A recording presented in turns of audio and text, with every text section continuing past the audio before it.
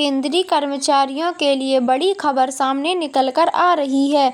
18 महीने का बकाया डीए पर सरकार का बड़ा फैसला। तो साथियों, आइए आप सभी को इस अपडेट का अध्ययन करवा देते हैं विस्तार से। उससे पहले अभी तक आपने हमारे यूट्यूब चैनल को सब्सक्राइब नहीं किया तो यूट्यूब चैनल को सब्सक्राइब करके बेल आइकन को प्रेस करना ना भूलें, ताकि आप सभी को भी ऐसे ही नए नए अपडेट मिलते रहें। 18 महीने का डीए बकाया केंद्र सरकार के लाखों कर्मचारियों और पेंशनधारकों के लिए 2025 का बजट एक नाटकीय क्रांतिकारी साबित हो सकता है। पिछले 4 सालों से 18 महीने के कॉन्स्ट्रक्ट को लेकर आने वाले बजट में बड़ी घोषणा की संभावना है। यह न केवल लाखों परिवारों की आर्थिक कल्याण स्थिति से जुड़ा है, बल्कि सरकार की कर्मचारी समितियों का भी महत्वपूर्ण हिस्सा है। 2020 में जब कोरोना महामारी ने पूरी दुनिया की अर्थव्यवस्था को हिलाकर रख दिया था, तब भारत सरकार ने भी कई कठोर आर्थिक फैसले लिए थे। इसी क्रम में जनवरी 2020 से जून 2021 तक कुल 18 महीने की समय सीमा के लिए केंद्रीय कर्मचारियों और पेंशन भोगियों के बकाया नामांकन में वृद्धि कर दी गई थी।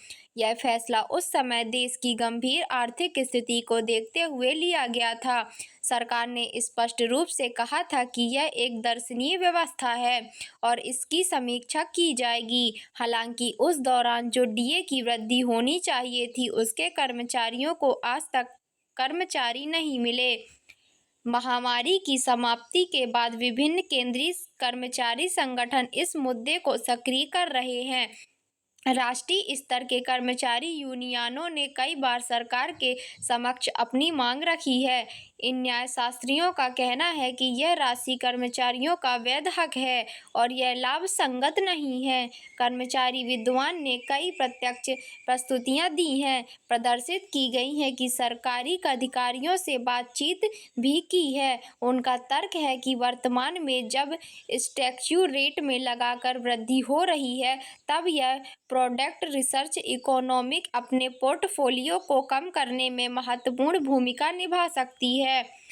बजट आशा की किरण। भारतीय फरवरी 2025 में प्रस्तुत होने वाला केंद्रीय बजट इस संदर्भ में विशेष महत्व रखता है।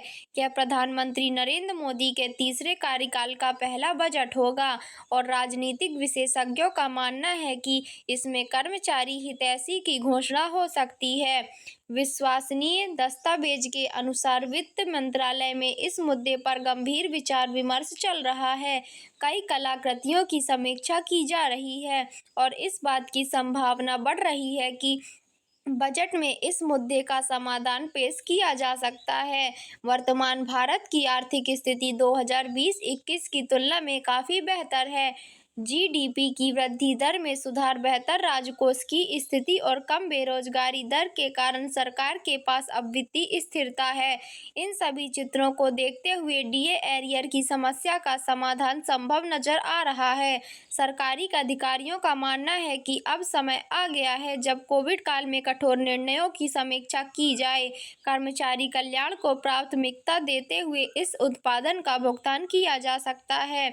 अगर सरकार 18 महीने के डीए एरियर डिलीवरी ऑफर करती है तो इसका कुल खर्च कर हजारों करोड़ रुपए तक पहुंच सकता है। यह रिजर्व बैलेंस ही है जिसे सरकारी गैलेक्सी पर रखा गया है, लेकिन इसके व्यापक आर्थिक लाभ भी हैं। इससे पहले सबसे लाखों कर्मचारी परिवारों की विक्रय शक्ति में वृद्धि होगी। यह अतिरिक्त आय बाजार में मांग बढ़ाएगी, जिससे उत्पादन और रोजगार को बढ़ावा मिलेगा। दूसरा, यह उपभोक्ता आधारित आर्थिक सुधार की गति है।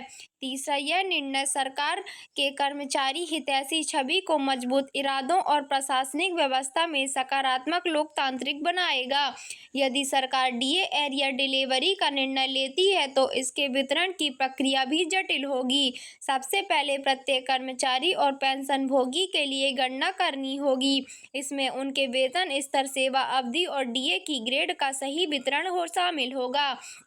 वित्तीय व्यवस्था के लिए दूसरी चुनौती इतनी बड़ी राशि है। सरकार को यह देखना होगा कि राजकोष की अर्थव्यवस्था पर इस अतिरिक्त खर्च का क्या प्रभाव है। तीसरी चुनौती समय सीमा की है। यदि घोषणा की गई है तो कर्मचारी को तत्काल वेतन की आवश्यकता होगी, जिसके लिए तत्काल व्यवस्था करनी होगी। केंद्र सरकार का यह फैसला राज्य संकुल पर भी दबाव बनाएगा। आमतौर पर राज्य सरकार केंद्रीय वेतन आयोग की भर्ती और डीए भर्ती की तलाश करती है। यदि केंद्र एरियर देता है तो राज्य से भी यही अपेक्षा की जाएगी। यह स्थिति कुछ राज्यों के लिए वित्तीय चुनौती बन सकती है।